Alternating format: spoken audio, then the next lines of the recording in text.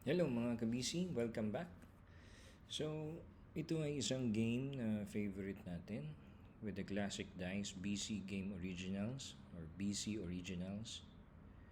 Again, you go to your dice game, classic dice game, choose auto, automatic. Start with your preferred amount. For me, even 1 peso would be a good start. Then, for every win, you just reset to 0%.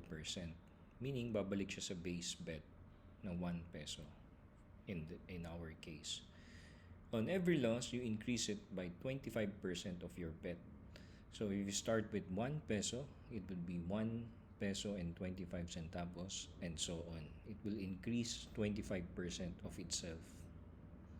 Now, let's try to set up your stop loss around 30,000 or even lower, pwedeng 10,000, 15,000 so that hindi ka maubos kung sakaling dire-diretso na maalat, no? Lalaging tinatamaan itong red area.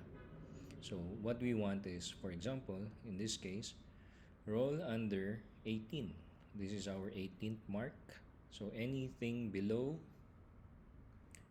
this mark, we will win 5 times 5.5 times our bet. Okay, so that's 18% chance. So again, this is not a bulletproof system. It's just an example on how to do your betting styles. So for example, as of the running balance, we've wagered, meaning yung tinaya natin, we've wagered around 21,000 and we've won around 4,600 pesos.